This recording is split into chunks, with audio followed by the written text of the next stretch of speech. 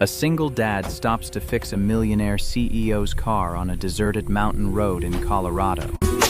He refuses her money, gives her a kind smile, and drives away. But as Claire Donovan watches his taillights fade into the distance, something clicks deep in her chest.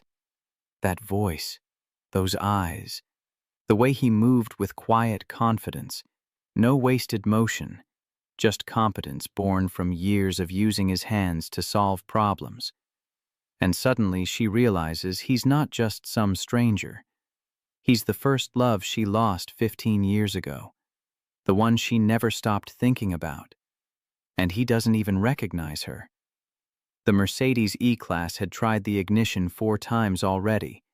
Each attempt yielded the same result. Silence, not even a sputter. Just expensive metal refusing to cooperate. Claire stepped out onto the gravel shoulder, her Armani heels crunching against the stones. The mountain stretched endlessly in both directions, beautiful and completely useless. Her phone showed 1 bar of signal, then none, then one again, a cruel tease mocking her predicament. Of course. Of all the days for this to happen. The irony wasn't lost on her. This morning she'd stood in front of 40 executives in Denver, closed a deal worth $40 million. She'd commanded that room with confidence, precision, authority that came from 15 years of clawing her way up from nothing. And now stranded on a mountain road with a dead battery, she couldn't even get her car to start. That's when she heard the engine rumbling closer.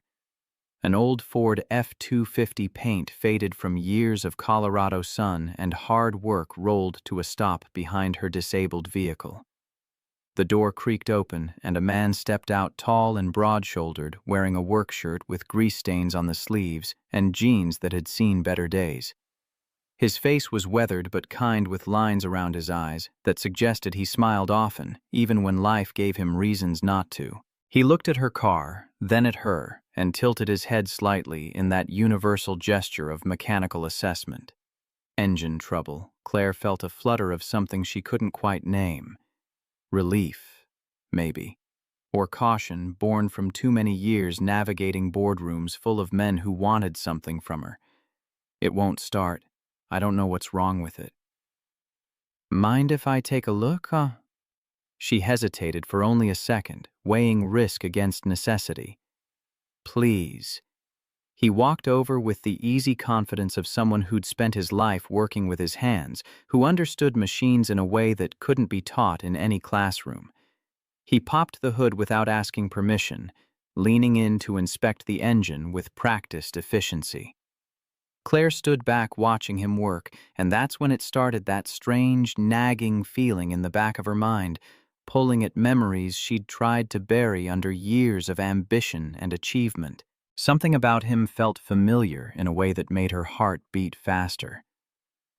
When's the last time you had the battery checked? His voice, low and warm, sent a shiver down her spine that had nothing to do with the mountain chill. I'm not sure. I just bought this car 6 months ago.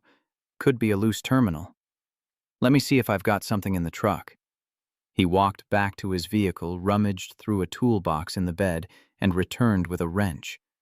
Claire watched his hands as he worked, steady and capable, sure of every movement. Those hands triggered another flash of memory, but it slipped away before she could grasp it fully, leaving only an echo of something important she'd forgotten. I'm Claire, by the way. He glanced up briefly, offering a small smile that stopped her breath in her throat. Ethan. The name didn't ring any bells immediately, but that smile. God, that smile. It was warm and genuine, the kind of smile that made you feel like everything would be okay. Like the world wasn't quite as cold and competitive as she'd learned it to be.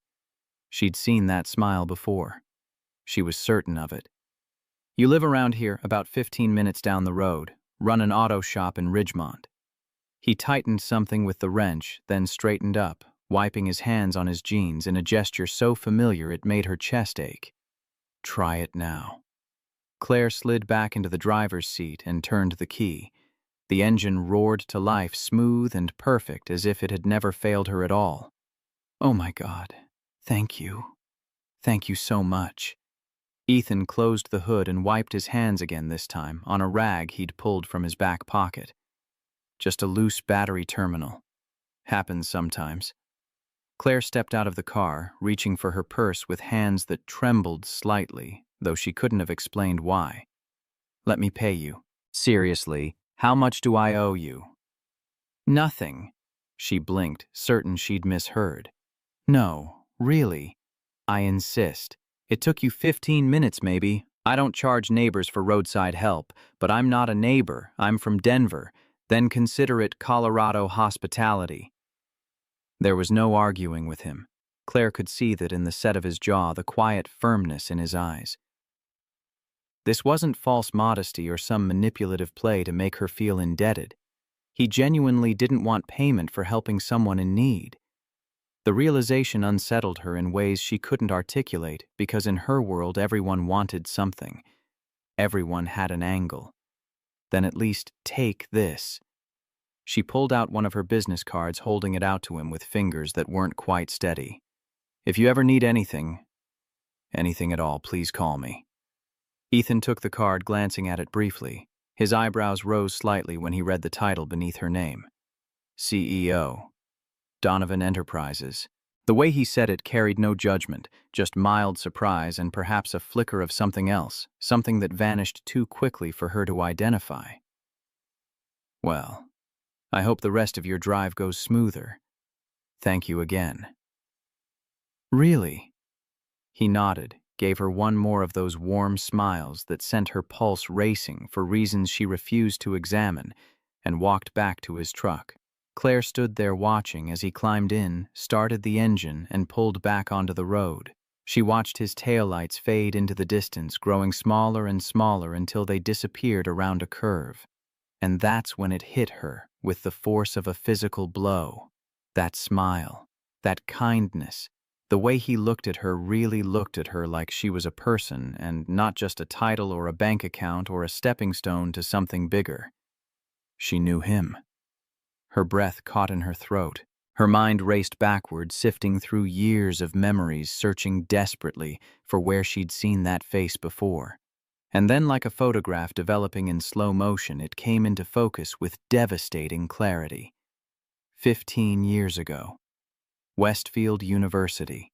The library steps on a cold October night. She'd been walking back to her dorm late, exhausted from studying and her second job in the campus cafeteria when a group of drunk fraternity brothers had cornered her. Their crude comments and blocking her path had frozen her with fear, uncertainty about what to do, how to escape without making things worse. And then he'd appeared. A guy from her physics class, someone she'd barely spoken to beyond comparing notes and discussing problem sets. He'd stepped between her and them with a quiet, commanding presence that made the drunk boys back off without a single punch thrown. The calm authority in his voice when he'd said they should leave had been more effective than any threat of violence. He'd walked her back to her dorm that night. They'd talked for hours on the steps, and in those hours Claire had felt something she'd never felt before in her hard Scrabble life. Seen. Understood. Safe in a way that had nothing to do with physical protection and everything to do with being recognized as fully human. His name had been Ethan. Ethan Cole. Claire's hands were shaking as she pulled out her phone, fingers fumbling over the screen. She stared at the business card still clutched in her other hand, her heart pounding against her ribs hard enough to hurt. It was him. After all these years, it was really him, and he didn't remember her at all. Claire didn't sleep that night. She lay in her king-sized bed in her empty Denver penthouse, staring at the ceiling, replaying every second of their encounter on that mountain road. The way Ethan had looked at her, kind, helpful, but distant, like she was just another stranded motorist, another stranger whose car needed fixing. Not like someone he'd once stayed up all night talking to about dreams and fears and futures that felt impossibly far away when you were 23 and broke and terrified of failing. He didn't remember her. The realization cut deeper than she'd expected, opening wounds she thought she'd sealed shut years ago with ambition and success. 15 years ago, she'd been nobody. A scared freshman from a broken home wearing second-hand clothes held together with determination and a full scholarship she couldn't afford to lose. Her mother's alcoholism had left scars that went deeper than physical, and college had been her escape route, her one chance to become someone different, someone who mattered. But that night on the library steps, when those men had cornered her and Ethan had stepped in, she'd felt like somebody for the first time in her life. Like she was worth protecting, worth staying up all night to talk to about everything and nothing. They'd discussed their dreams that night, sharing confessions that felt monumental in the darkness. She'd told him about wanting to change the world through business to prove that someone from her background could build something meaningful. He'd shared his own aspirations, simpler but no less genuine. He wanted to work with his hands, build things. Maybe own his own shop someday where he could help people and make an honest living. When the sun came up, he'd kissed her. Soft and gentle, like she was something precious that might break if he wasn't careful. It had been her first real kiss, the kind that meant something beyond fumbling teenage experimentation. Then he was gone. 1 week later, just vanished from campus like smoke dissipating in wind. She'd searched for him desperately, asked everyone who might know where Ethan Cole had disappeared to. But he'd deleted his minimal social media presence, changed his phone number, left no forwarding address. It was as if he'd never existed at all. Eventually, through a classmate who knew someone who knew his roommate, she'd learned the truth. His mother had been diagnosed with cancer. He'd had to drop out, go home, take care of her. No money for tuition anymore. No time for anything except survival and caregiving. Claire had been heartbroken, but she'd channeled that pain into fuel. If she couldn't have Ethan, she could at least prove to herself that the girl he'd seen that night, smart, capable, destined for something more, had been real. She'd worked harder, studied longer, graduated with honors, and launched herself into the business world with single-minded determination. She'd built Donovan Enterprises from nothing, clawing her way up through sheer force of will and strategic brilliance that came from having no safety net to catch her if she fell. Every deal closed, every competitor outmaneuvered, every quarter of growth had been proof that she wasn't that scared girl anymore. She was someone who mattered, someone with power and influence, and a name that commanded respect. But she'd never forgotten Ethan Cole, never stopped measuring other men against the memory of someone who'd protected her without expecting anything in return, who'd talked to her about dreams instead of using her vulnerability as an opportunity. Now, lying in her penthouse with Denver's lights glittering below like earthbound stars, Claire grabbed her phone off the nightstand. 3 a.m, but sleep was impossible anyway. She pulled up Google, typed in his name with trembling fingers. Cole Auto Repair appeared immediately, complete with reviews. Photos, a simple website that probably hadn't been updated in years. There was a picture of Ethan standing in front of the shop, arms crossed, wearing that same quiet smile. Older, more weathered, but unmistakably him. The reviews painted a picture that made her throat tight. Customers praising his honesty, his fair prices, his willingness to help people who couldn't afford full repairs. One review from a single mother. He fixed my car for free when I had no money and 3 kids to feed. Another from an elderly man. Ethan taught my grandson basic mechanics instead of charging me for simple maintenance. These weren't just testimonials about a good mechanic. They were evidence of a good man. She switched to Facebook, found his public profile. The photos there stopped her heart. Ethan with a little girl who had his warm brown eyes and dark curls that caught the light. Emma, judging by the captions. 8 years old, soccer games and science fairs and camping trips. A simple life documented in snapshots that radiated more genuine happiness than any of Claire's carefully curated business success photos ever had. No wife visible in any recent photos. She scrolled back looking for context and found it in an obituary that made her eyes burn with tears she hadn't cried in years. Sarah Cole née Mitchell died 4 years ago in a car accident on Highway 70. Beloved wife, devoted mother to Emma, elementary school teacher who touched countless young lives. Survived by her husband Ethan and daughter Emma, age 4. Claire closed her eyes, overwhelmed by emotions she couldn't name. Ethan had built a life without her, married someone, had a child, lost his wife in the kind of sudden tragedy that reshaped everything. He'd carried on somehow, raising his daughter alone while running a business, and apparently being the kind of person who helped stranded strangers without expecting payment. And through all of that, he'd had no idea that the scared girl he'd rescued 15 years ago had been thinking about him, measuring her success against the memory of someone who'd made her feel worthy of protection and care. The question burning in her chest wasn't whether she had the right to step back into his life. It was whether she had the courage to find out if any part of him still existed in the man he'd become, and if any part of that girl he'd stayed up all night talking to still existed in the CEO she'd turned herself into. She couldn't just walk away. Not after spending 15 years wondering what if. Not when fate or chance or whatever force governed the universe had put him back in her path on a mountain road where her expensive car had broken down and his competent hands had fixed it. Claire made her decision as dawn broke over Denver's skyline, painting the glass towers in shades of gold and pink. She'd go back, find a legitimate reason to thank him properly, see if there was anything left of what they'd shared that night, or if it had been nothing more than a moment that meant everything to her and barely registered for him. By 9 a.m., she was back on the road to Ridgemont, telling herself this was about closure, about putting 15-year-old ghosts to rest.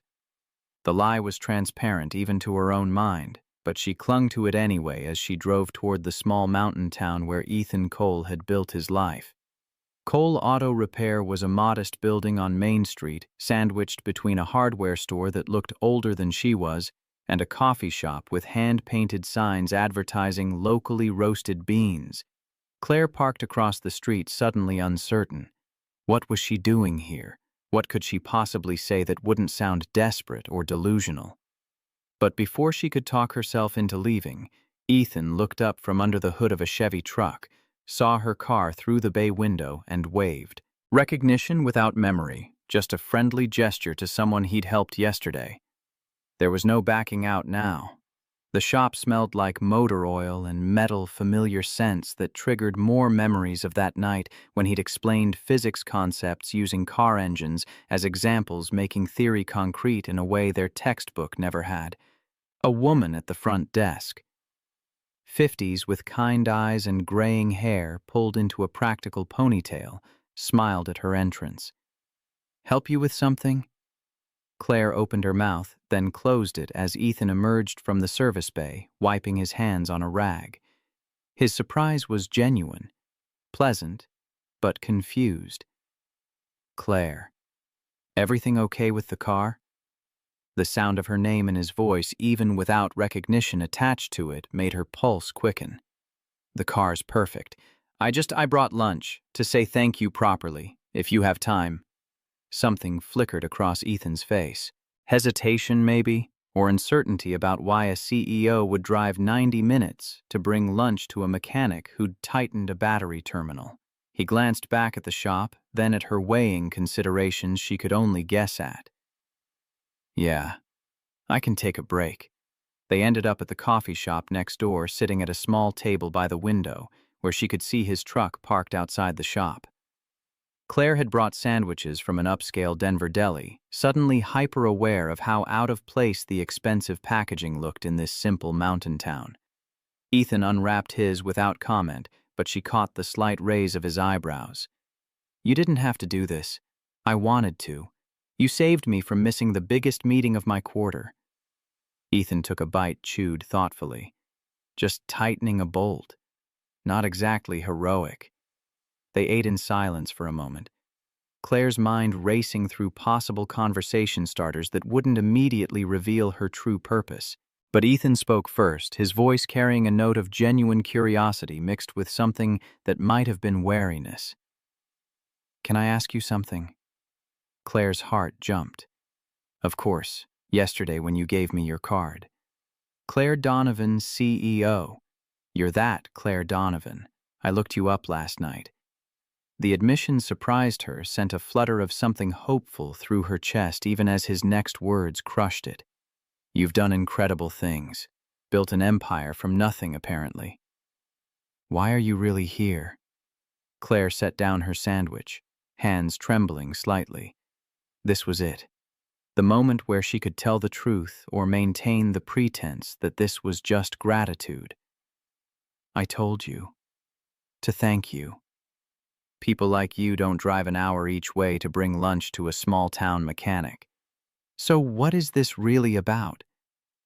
His voice was gentle but firm, the same tone he'd used with those drunk fraternity brothers 15 years ago. Not aggressive, just absolutely certain of his boundaries. Claire felt the walls she'd built around herself, CEO armor designed to intimidate and impress, crumbling under that steady gaze. You think I'm slumming it? That this is some kind of charity? Hurt flashed across his features, quickly masked. I don't know what to think. You're a CEO. I fix cars and go home to frozen dinners and an 8-year-old daughter. We live in different worlds. We didn't always.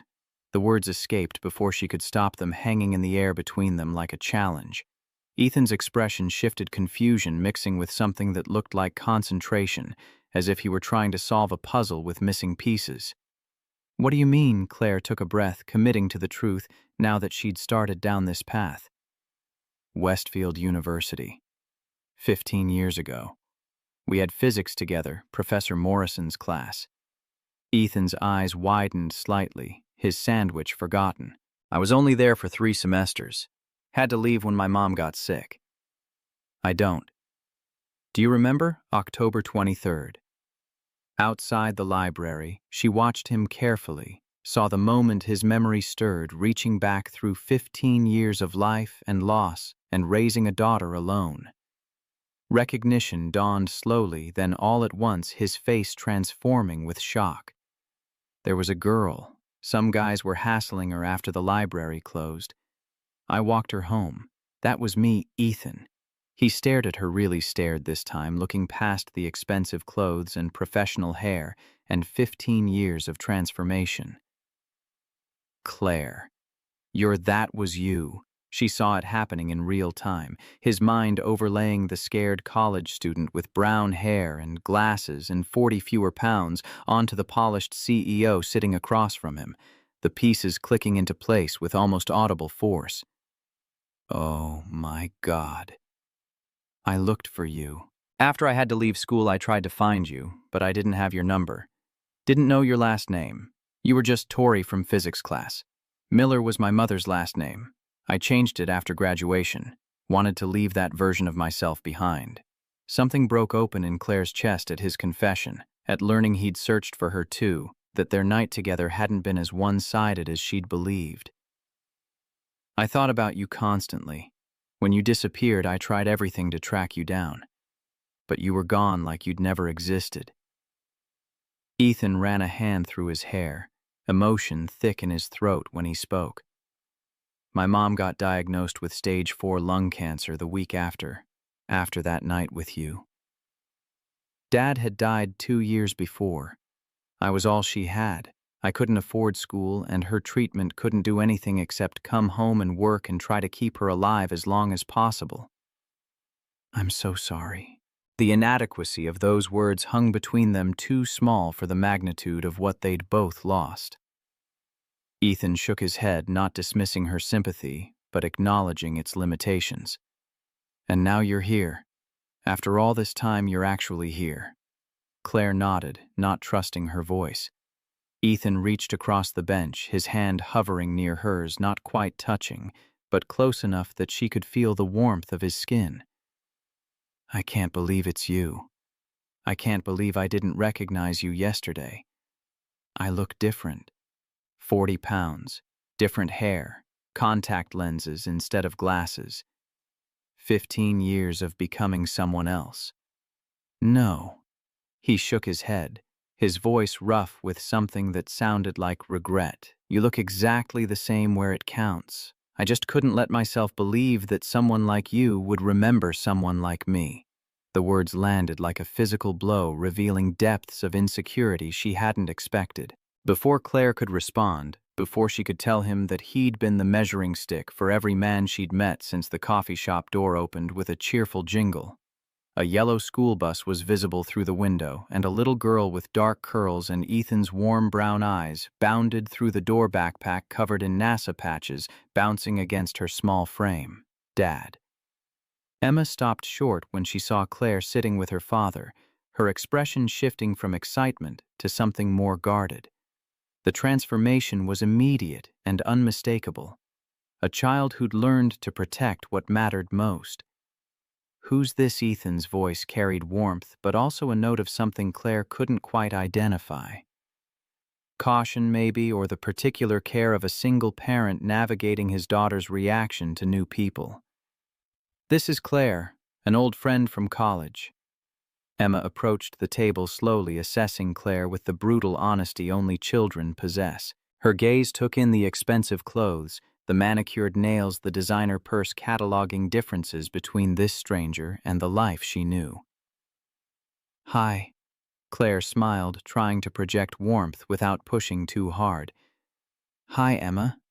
It's nice to meet you." The girl didn't smile back, didn't soften the way children often did when adults showed them friendly attention. "Are you going to be Dad's girlfriend?" The bluntness of it made Ethan wince. "Emma, that's not, we're just talking."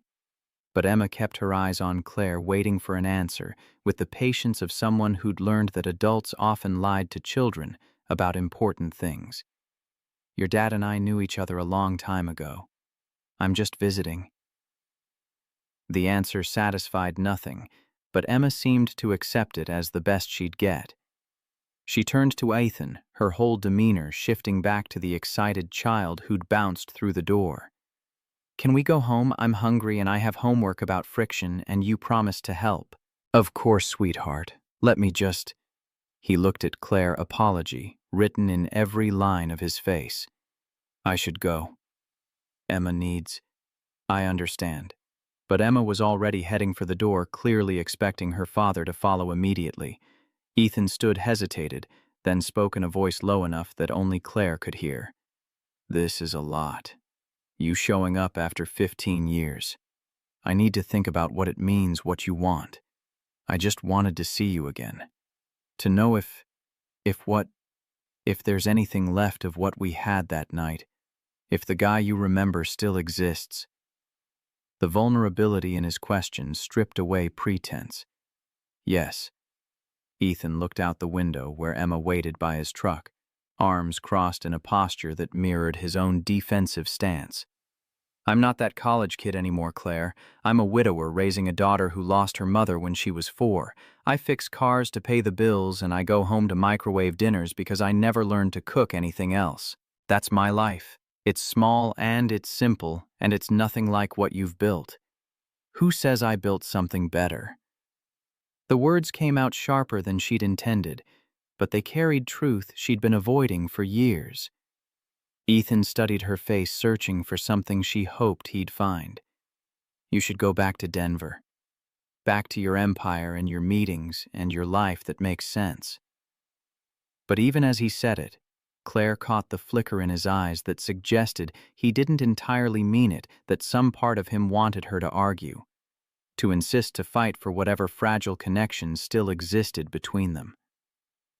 "What if I don't want to go back? What if I want to stay and figure out if the person I've been looking for all these years is still here?" Ethan's jaw clenched, emotion warring across his features. "Then you need to understand something. Emma comes first. Always. If you're going to be around, if you're going to... Whatever this is, she's part of it. And she's not easy. She's protective and scared, and she doesn't trust people who might leave. I'm not asking to replace anyone. I'm just asking for a chance to see if we can figure out what this is." Emma knocked on the window, impatience written in her small frown.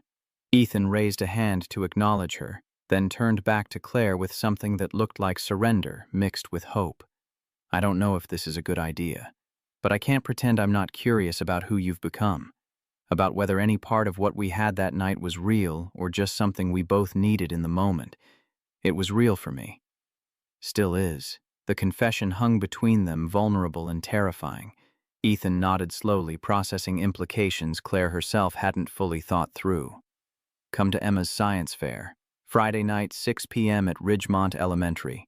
If you're serious about understanding my life, start there. I'll be there. He gave her one more long look, something complicated and conflicted, then walked out to where his daughter waited. Claire watched them drive away Ethan's old truck rattling down Main Street and realized she'd just committed to something that terrified her more than any boardroom negotiation ever had. She'd committed to seeing if the man she'd built 15 years of fantasies around could coexist with the reality of who he'd become, and whether the woman she'd turned herself into could fit into a life that had no space for CEOs and empires, only for honest work, and a daughter who needed stability more than excitement. Claire spent the next 2 days in Ridgemont, telling herself she was working remotely, when really she was learning the rhythms of a town she'd never expected to care about. She rented a small cabin on the edge of town, set up her laptop at the coffee shop next to Cole Auto Repair, and pretended the proximity was coincidental. Maria, the woman who worked reception at Ethan's shop, saw through the pretense immediately. On Wednesday afternoon, she slid into the chair across from Claire without invitation, carrying 2 cups of coffee and a knowing smile. "You're the CEO from the car breakdown." Claire looked up from her laptop, caught off guard. "How did you small town?" "Word travels. Plus Ethan told me you two knew each other in college." Maria set one coffee in front of Claire, claiming the other for herself with the ease of someone who'd decided they were going to have this conversation, whether Claire wanted it or not. "What are you doing here, honey? And don't say work, because I've seen plenty of people work remotely, and none of them look at an auto shop the way you look at that one." The directness should have offended her, but something about Maria's warmth made defensiveness feel pointless. "I'm trying to figure out if I made a mistake 15 years ago, or if I'm making one now." Maria sipped her coffee, considering. "Ethan's a good man, best I've ever worked for. But he's been through hell. His mama's cancer, then losing Sarah so suddenly, raising Emma alone while trying to keep the business going. He doesn't need someone who's going to waltz in, stir everything up, then leave when it gets complicated. I'm not planning to leave. You planning to stay in Ridgemont running a logistics empire from a coffee shop in a town of 5,000 people?" The question landed with uncomfortable accuracy. Claire had been avoiding thinking that far ahead, focusing on Ethan and ignoring the practical impossibilities of maintaining her business life while pursuing whatever this was. "I don't know yet. I'm trying to figure it out." "Well, figure it fast, because Emma's watching you like a hawk watches a snake, and that little girl's had enough people disappear from her life. She doesn't need another one." The conversation haunted Claire through Thursday as she attended virtual board meetings and approved strategic initiatives while watching Ethan work through the coffee shop window. He moved through his days with quiet competence, fixing cars with the same careful attention he'd given to explaining physics problems 15 years ago. Nothing flashy, nothing designed to impress, just solid work done right. Friday arrived faster than she expected, bringing with it nerves she hadn't felt since her first major investor pitch. This mattered more than business carried stakes that couldn't be quantified in revenue or market share. Emma's science fair was a test Claire hadn't studied for measuring qualities she wasn't sure she possessed. She arrived at Ridgemont Elementary at 5:45, early enough to feel awkward, but too anxious to wait any longer. The gymnasium had been transformed into a showcase of childhood ingenuity tables, covered in poster boards and models representing hours of work and parental guidance. Parents and teachers milled around their voices, creating a warm buzz of community that felt foreign to someone whose professional gatherings revolved around catered networking and strategic positioning. Emma's table was in the back corner, her project impossible to miss even from the entrance. The poster board proclaimed in careful letters, "Generating electricity from friction in daily life." Below, the title diagrams explained the concept with a clarity that suggested Ethan's teaching, while the prototype device, a modified floor mat connected to LED lights, demonstrated practical application. Claire approached slowly, giving Emma time to notice her presence. The girl looked up from adjusting her display, surprise flickering across her face before it settled into something more guarded. "You came. I said I would." "I said I—" Emma shrugged, that universal gesture of children who'd learned not to count on adult promises. Lots of people say they'll do things. Doesn't mean they actually do them. The cynicism in an 8-year-old's voice broke something in Claire's chest. She knelt down beside the table, bringing herself to Emma's eye level rather than looming over her. "Your project looks amazing. Did you design the prototype yourself?" Dad helped with the wiring, but I did the calculations for how much energy different friction sources could generate. "See?" Emma pointed to a chart showing projected power output from various activities: walking, door opening, even pencil writing. The thoroughness impressed Claire, reminded her of her own childhood need to prove herself through competence when other forms of validation weren't available.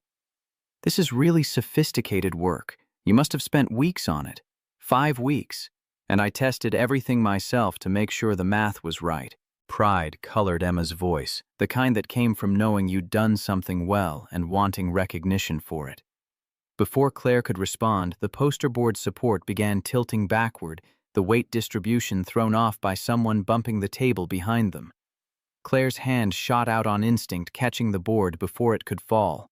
But the position was unstable, the whole display threatening to collapse if she let go. "Emma, I need something to stabilize the back. Do you have extra supports?" "No. I used them all for the base. The judges are coming in 5 minutes." Panic edged into the girl's voice, the kind that preceded tears in children who prided themselves on competence. Claire scanned her surroundings, looking for anything that could work her mind shifting into the problem-solving mode that had built her company. Her purse. The business cards inside were thick stock, substantial enough to work if she could create the right angle. "I have an idea. Trust me." Emma nodded, desperation overriding suspicion. Claire pulled out her card holder, extracted a handful of cards, and began folding them into triangular supports. Physics she'd learned 15 years ago in Ethan's class came back principles of leverage and weight distribution that had seemed abstract in textbooks but proved concrete in crisis. She wedged the folded cards under the poster board's base at precise angles, creating a stable tripod that distributed weight evenly. The board stopped tilting, held firm even when Emma tested it with cautious pressure. "How did you know to do that?" "Your dad taught me. Same class where we met. He explained physics using car parts and real-world examples, making it all make sense in a way textbooks never did." Emma's expression shifted, curiosity breaking through her defensive walls. "Dad's really smart about that stuff. He can fix anything." "He is. And so are you, judging by this project." The judges arrived before Emma could respond, 3 teachers armed with clipboards and encouraging smiles. They asked technical questions that Emma answered with confidence, blooming under their attention, explaining her methodology and findings with the clear voice of someone who knew her subject. Cold. Claire stood back, watching the girl who'd been so hostile transform into an enthusiastic scientist discussing her passion. When the judges moved on to the next table, Emma turned to Claire with something that might have been the beginning of a smile. "Thank you for helping with the board. I was afraid it would fall and ruin everything." "Teamwork. Your dad taught me that too. Always use what you have to solve the problem in front of you." "You really knew Dad a long time ago, didn't you?" "Like you actually remember him. Not just making it up." The question carried weight beyond its simple words, as if Emma were trying to determine whether Claire's interest in her father was genuine or some incomprehensible adult game. "I knew him, and he was one of the best people I'd ever met." "Still is, apparently." Emma studied her with that unsettling directness children wielded like scalpels. "My mom died when I was 4. I don't remember much about her except feelings, you know, but Dad says—" I have her smile, and she loved teaching kids about science, just like I love learning about it. She sounds like an amazing person. She was, and Dad loved her a lot. He still does, I think, even though she's gone. The statement hung between them, a boundary being drawn with 8-year-old clarity. Claire understood the message. Emma's mother would always be part of their family, always hold space in Ethan's heart, and anyone entering their lives needed to accept that reality. Your dad has a big heart, big enough to love your mom and still have room for other people. That's a strength, not a limitation. Emma tilted her head, considering this perspective. Are you one of the other people? Before Claire could formulate an answer that was both honest and appropriate for a child's ears, Ethan's voice cut through the gymnasium noise. Emma, I made it. He rushed over, still wearing his work shirt with fresh grease stains, his face carrying the particular stress of a parent who'd promised to be somewhere and nearly failed. He stopped short when he saw Claire kneeling beside his daughter, his expression cycling through surprise, confusion, and something that looked like cautious pleasure. Claire, you actually came. I said I would. Emma tugged on his sleeve, eager to share her moment. Dad, I got 3rd place, and Claire helped me fix my board when it almost fell. She showed him the ribbon bronze but treasured, and his face transformed with pride so pure it made Claire's throat tight. He scooped Emma up in a hug that lifted her off the ground, spinning her once before setting her back down. I'm so proud of you, sweetheart. 3rd place is amazing. Claire helped. She used her business cards to make supports like physics with triangles and weight, and she said you taught her that. Ethan's gaze found Claire's. Over Emma's head, something complex and searching in his expression. She was a better student than I was, remembered things I'd forgotten I knew. The judges were announcing final winners, drawing families toward the front of the gymnasium. Emma grabbed both adults' hands, pulling them along with the unself-conscious assumption that they belonged together. Claire felt Ethan's fingers tense in Emma's grip, caught between following his daughter's lead and maintaining the boundaries he'd tried to establish. They stood at the edge of the crowd as the principal praised all participants and handed out certificates to category winners. Emma bounced on her toes when her name was called, rushing forward to accept her award with a grin that did indeed echo her mother's in its unguarded joy. When she returned, clutching her certificate and ribbon like treasures, Ethan suggested they celebrate with ice cream from the local shop. Emma agreed with enthusiasm, then turned to Claire with an expression that mingled hope and residual wariness. Do you want to come? Dad makes really good sundaes at home.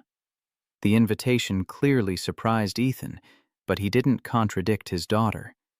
Instead, he looked at Claire with a question in his eyes that went deeper than ice cream, asking whether she was ready for the next step into their lives, however small it might seem. I'd love to, if that's okay with your dad. Ethan hesitated only a moment before nodding. Yeah, that's okay. More than okay, actually. They walked to the parking lot together, Emma chattering about her project and the other displays she'd seen, her natural enthusiasm breaking through the protective shell she'd worn earlier.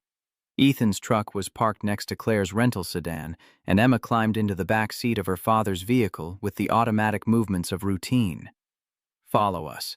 It's about 10 minutes if you don't get stuck behind the mail truck. Ethan's directions were simple, but his voice carried undercurrents of significance. He was inviting her into his home, into the life he'd built without her, and both of them understood this meant something beyond dessert.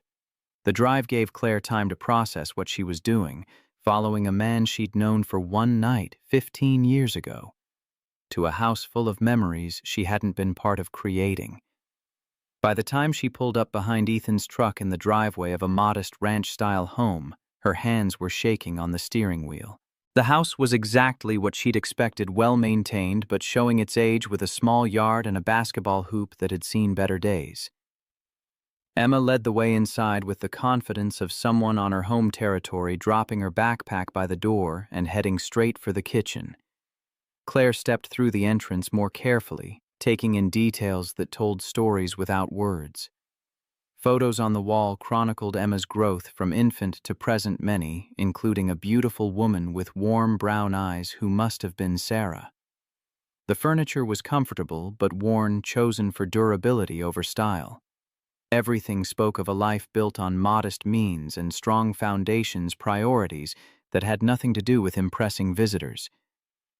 "Make yourself at home. The living room's more comfortable than it looks." Ethan's voice carried a hint of self-consciousness, as if he were suddenly seeing his space through her eyes and finding it wanting. Claire wanted to tell him that his home felt more real than her expensive penthouse ever had, but Emma was already calling from the kitchen about ice cream flavors. The three of them assembled Sundays with a chaotic enthusiasm that Claire hadn't experienced since childhood, before her mother's alcoholism had made joy feel dangerous. Emma insisted on demonstrating the proper chocolate-to-vanilla ratio while Ethan explained his secret to perfect hot fudge consistency. Their easy rhythm spoke of countless evenings like this, small traditions that wove the fabric of their shared life. Sitting at Ethan's kitchen table with ice cream melting on her spoon, Claire felt something shift inside her chest. This wasn't the life she'd imagined when she'd set out to prove herself worthy of the girl Ethan had walked home that night. But it was real in ways her success had never quite managed to be grounded in daily rituals and genuine connection, rather than abstract achievements. Emma finished her sundae, first chocolate smeared at the corner of her mouth, in a way that made her look even younger than 8. "Can I watch a show before bed, Dad?" One episode, then teeth brushing and pajamas.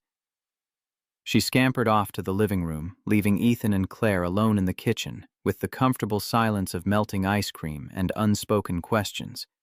Ethan started clearing bowls with the automatic movements of single-parent efficiency. "You don't have to stay if you have somewhere to be.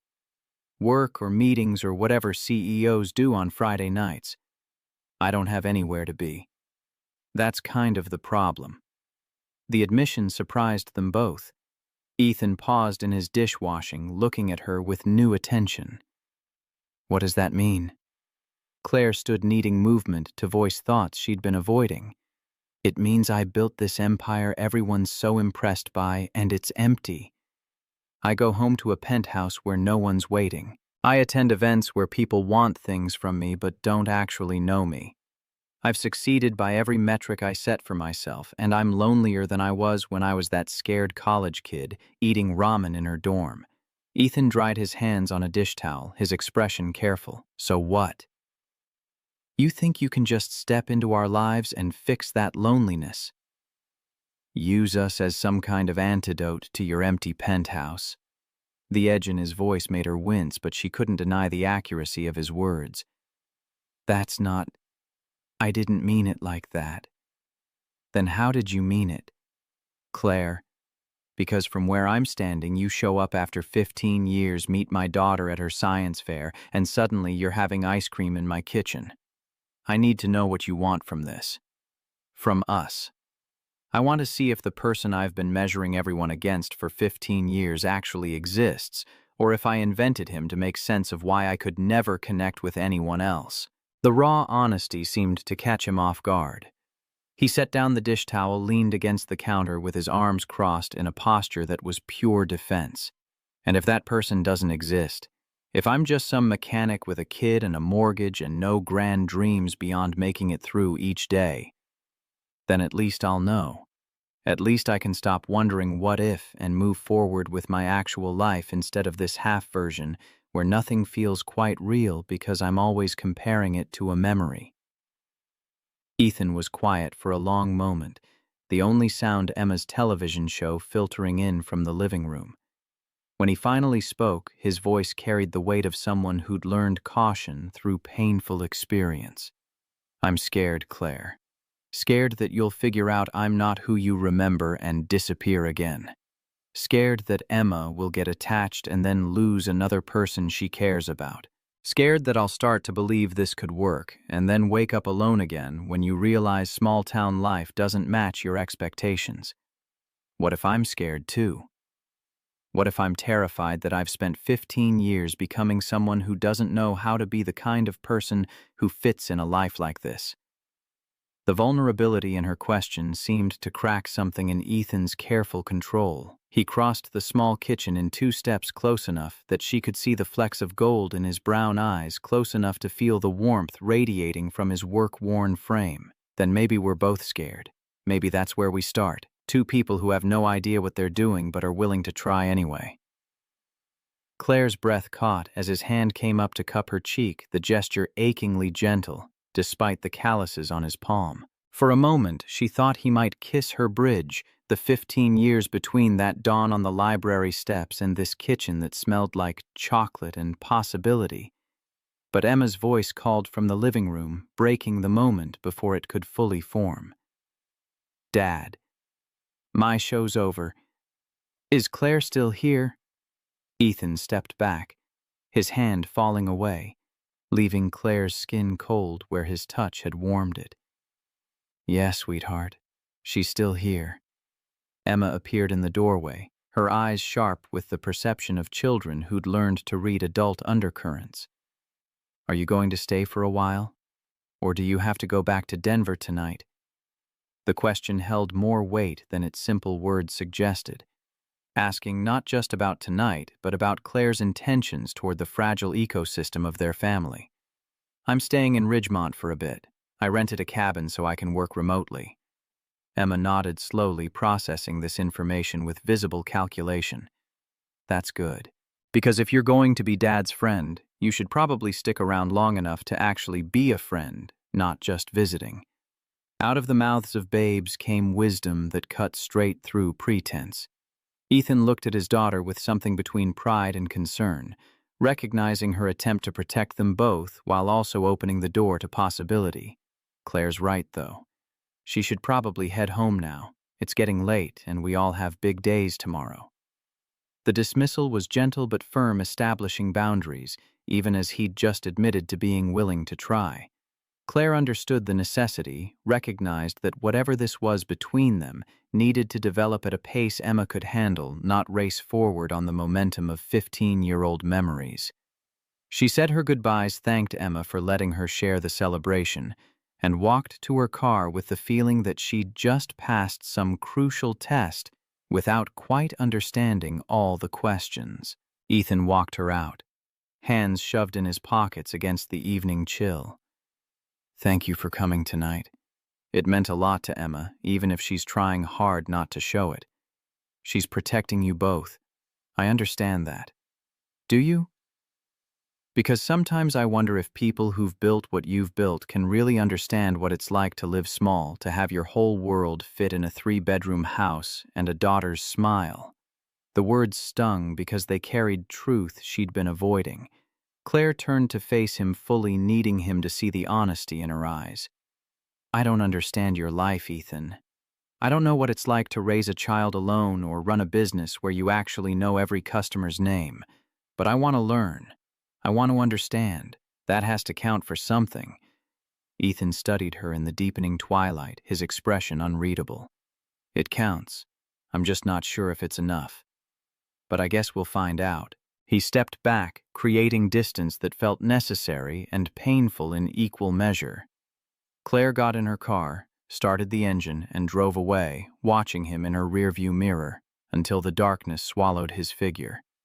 Only then did she let the tears fall, overwhelmed by the complexity of wanting something she didn't know how to have, and being someone she wasn't sure could fit into the life she'd just glimpsed. The cabin she'd rented felt emptier than her Denver penthouse, filled with the echo of voices that weren't there and the ghost of possibilities she'd barely begun to explore. She lay in bed staring at the ceiling, replaying every moment of the evening, and realized with dawning clarity that this was only the beginning. Whatever happened next would require more than nostalgia and half-remembered chemistry. It would require becoming someone new while honoring who she'd been, finding a way to bridge 2 lives that had diverged 15 years ago and might be too different now to ever truly reconnect. But Emma's face when she'd won 3rd place, Ethan's hand on her cheek in that kitchen, the possibility of belonging somewhere real instead of successful, These things pulled at her with a force that felt like gravity, inescapable and fundamental. She'd spent 15 years building an empire. Maybe it was time to learn how to build a home. The next 2 weeks settled into a rhythm that felt both natural and terrifying. Claire worked from the coffee shop most mornings, her laptop open to spreadsheets and video conferences while her attention drifted toward the garage across the street. Ethan would wave when he saw her through the window, small gestures that carried more weight than they should. Twice, she brought coffee for his whole crew, earning cautious acceptance from the mechanics, who clearly wondered what a CEO wanted with their boss. Once she ran into him at the grocery store, both of them reaching for the same brand of coffee, their hands brushing, in a moment that sent electricity up her arm. Emma remained the wild card, sometimes friendly and talkative, other times retreating behind walls that reminded Claire painfully of her own childhood defenses. The girl tested boundaries with the precision of someone who'd learned that adults made promises they didn't keep asking questions designed to catch inconsistencies. "How long are you staying? Do you have kids of your own?" "Why don't you live in Ridgemont if you like it so much?" Claire answered honestly, even when the truth revealed her own uncertainty. She didn't know how long she'd stay. She'd never had children because work consumed everything. She couldn't move to Ridgemont without dismantling a career she'd spent 15 years building. The admissions felt like failures, proof she didn't belong in their world of school pickups and little league games and lives built around stability rather than ambition. Maria became an unexpected ally, offering insights into Ethan's world with the straightforwardness of someone who'd earned the right to speak bluntly. Over coffee on a Wednesday afternoon, she explained the reality Claire needed to understand. Sarah's death nearly destroyed him. Not just the grief, though, that was bad enough. The practical stuff, learning to braid hair for Emma's school photos, figuring out who to call when his daughter got her first period, which thank God hasn't happened yet, but it's coming. Being mother and father both when he barely knew how to be a decent father on his own. The picture Maria painted was far removed from Claire's corporate battles, grounded in daily survival rather than strategic victories. Ethan had learned to pack lunches that met nutritional guidelines while still including treats Emma would actually eat. He'd mastered the art of checking homework while running the shop's books, stealing moments between oil changes to help with multiplication tables. He'd become expert at reading his daughter's moods, knowing when silence meant she was processing something versus when it signaled the kind of sadness that required ice cream and bad movies. "He doesn't have space for games, honey. If you're going to be part of their lives, you need to be sure. Really sure. Because Emma's watching everything, cataloging every promise you make, waiting for you to prove you're just another person who'll leave." The warning lodged in Claire's chest like a stone, heavy with implications she couldn't ignore. That evening, alone in her cabin, with nothing but the sound of wind through pine trees, she forced herself to confront the question she'd been avoiding. What did she actually want from this nostalgic romance with a man she'd known for one night 15 years ago? An escape from the emptiness of her successful but lonely life? Or something real that would require sacrifices she wasn't sure she could make? Her phone buzzed with an email from her CFO. The subject line made her stomach drop. "Board meeting required.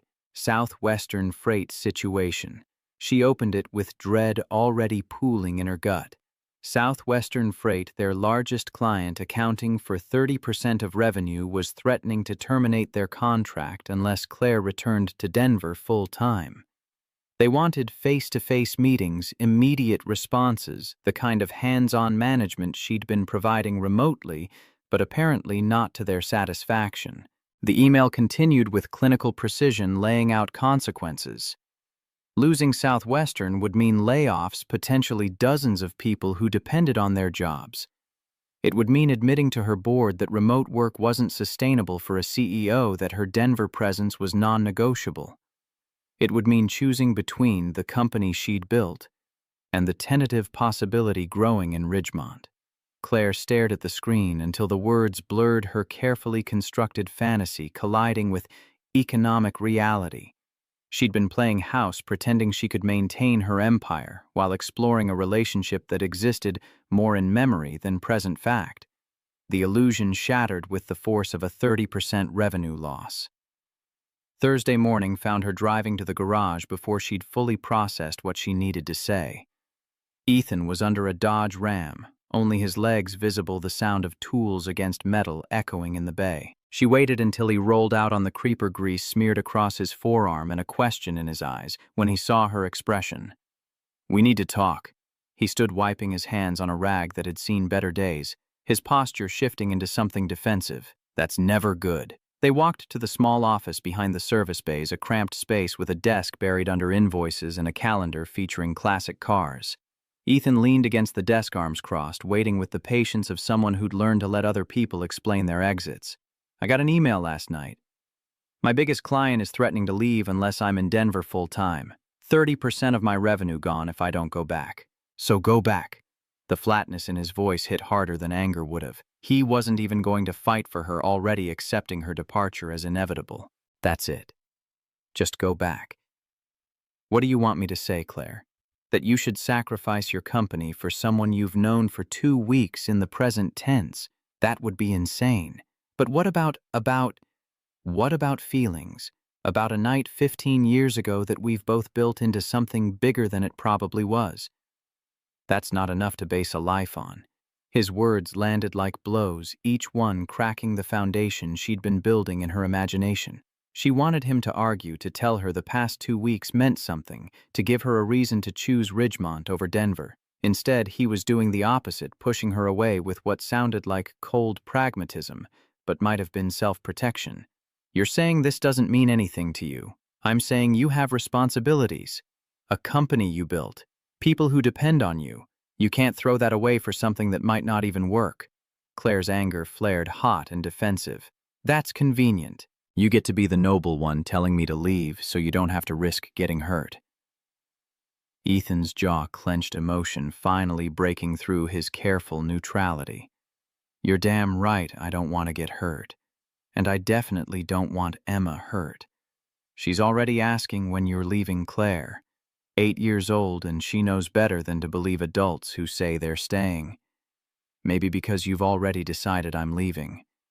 Maybe you're so convinced everyone abandons you that you push them away first." The accusation hung between them, sharp and potentially true. Ethan's eyes flashed with something that looked like recognition mixed with fury. "Don't psychoanalyze me. You don't know what it's like to what? To be scared, to build walls. I've been doing that my whole life, Ethan. The difference is I'm trying to tear mine down and you're fortifying yours." They stood in that cramped office, breathing hard, the air thick with words that had escalated faster than either intended. Maria's voice calling from the garage broke the standoff, reminding them both that this conversation was happening in the middle of his workday, with customers waiting. "I have to get back to work." Ethan moved toward the door, then paused with his hand on the frame. "For what it's worth, I think you should go to Denver. Talk to your client face to face. Make whatever decision is right for your business. Don't make it about me or Emma or some fantasy about what we could be.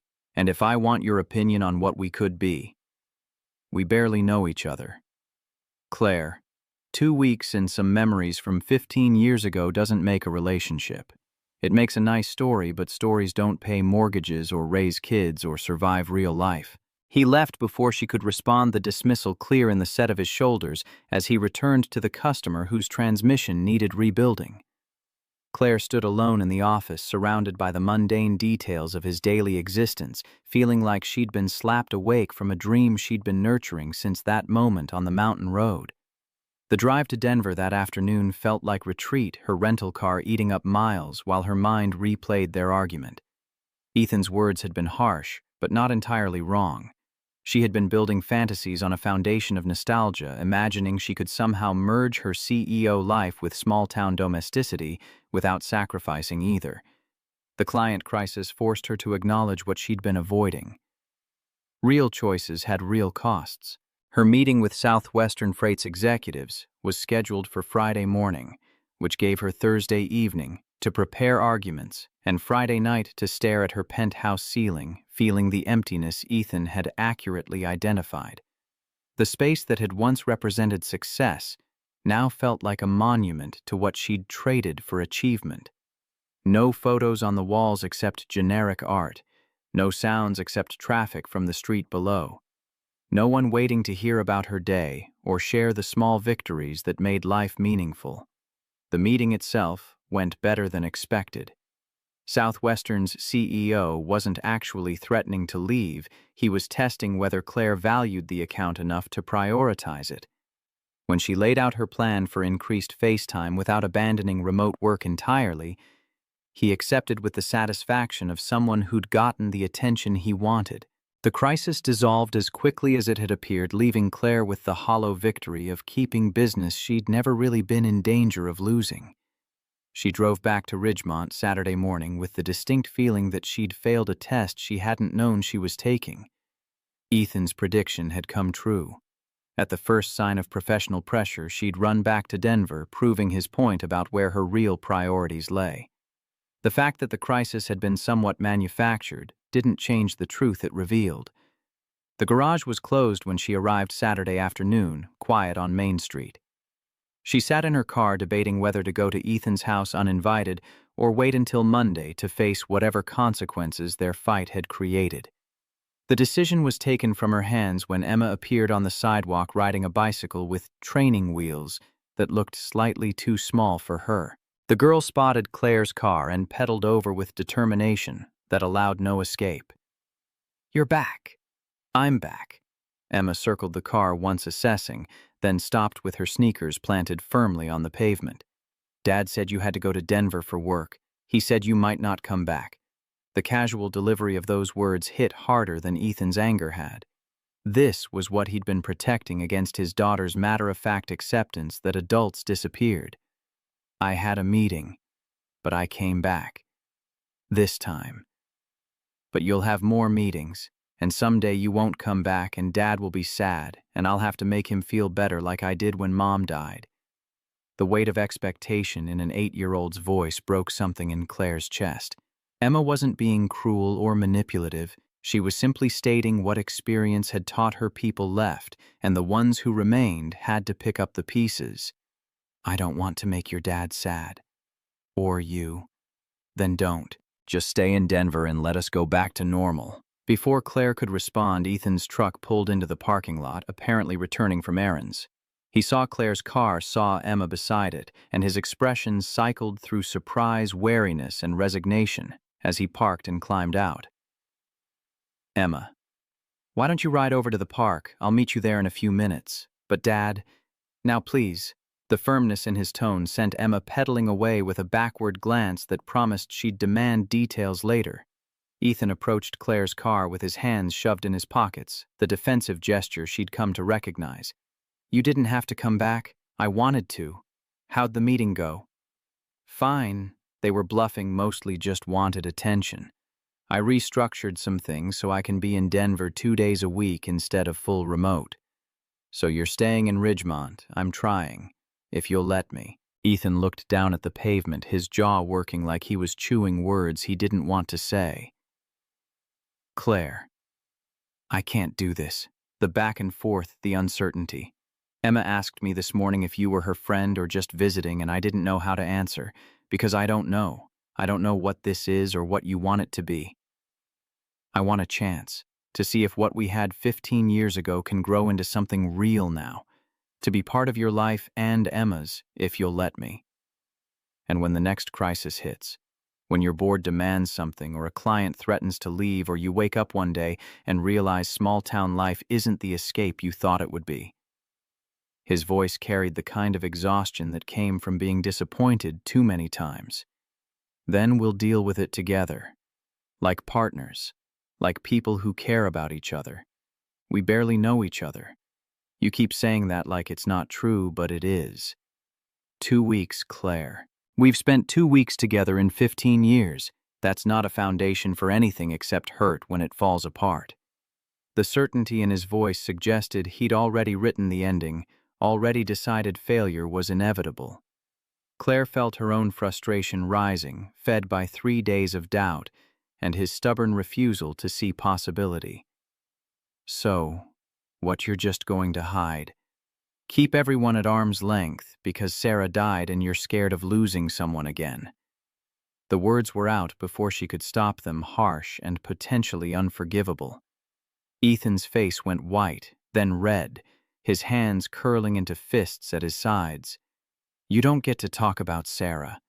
You didn't know her, didn't watch her die in a hospital bed, didn't have to explain to a 4-year-old why mommy wasn't coming home. You're right, I didn't. But I know what it's like to build walls so high that nothing can get through. I know what it's like to be so scared of getting hurt that you hurt yourself first by never letting anyone in. Ethan took a step back, breathing hard. This was a mistake. You coming here, me letting you in, all of it. We should have just left it as a nice memory and moved on. Maybe. Or maybe you're so convinced you don't deserve happiness that you sabotage it before it has a chance to develop. The conversation had spiraled beyond productive, both of them speaking from wounds rather than wisdom. Ethan shook his head, a gesture of finality that felt like a door closing. I need to go. Emma's waiting. He walked toward his truck without looking back, leaving Claire alone in the parking lot with the bitter taste of words she couldn't take back. She watched him drive away, the scene eerily similar to that first day on the mountain road, except this time she wasn't watching with hope. She was watching with the growing certainty that she'd just destroyed something before it had a chance to become real. The cabin felt oppressive that night, her laptop mocking her with emails that suddenly seemed trivial compared to the relationship she'd just torpedoed. She drafted responses to her board about the Southwestern situation, restructured her schedule to accommodate Denver days, made plans for promoting her COO into more operational responsibility. The work was familiar, comforting in its concrete challenges after the messy uncertainty of emotions she didn't know how to navigate. Sunday brought rain, the kind that drummed against the cabin roof with relentless persistence.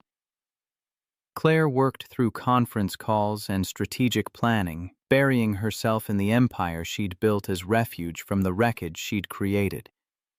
By Monday, she'd convinced herself that Ethan was right. They'd been chasing ghosts, trying to resurrect something that had never really existed beyond one meaningful night and a lot of wishful thinking. Monday afternoon, her phone rang with a number she didn't recognize. She almost didn't answer, expecting a sales call or wrong number. Emma's voice on the other end stopped her breath. Claire, it's Emma. Can you come pick me up? The tremor beneath the words triggered immediate alarm. Emma, where are you? Where's your dad? I'm at soccer practice, but Dad's stuck with a tow call and Mrs. Peterson can't wait anymore and I don't know what to do. The fear in the girl's voice cut through everything else. Claire was already grabbing her keys, heading for the door. I'll be there in 10 minutes. Where's the field? Emma gave directions, in a voice trying hard to stay steady, and Claire broke every speed limit getting there. The soccer field sat behind the elementary school, mostly empty now, except for one small figure sitting on a bench with a backpack beside her.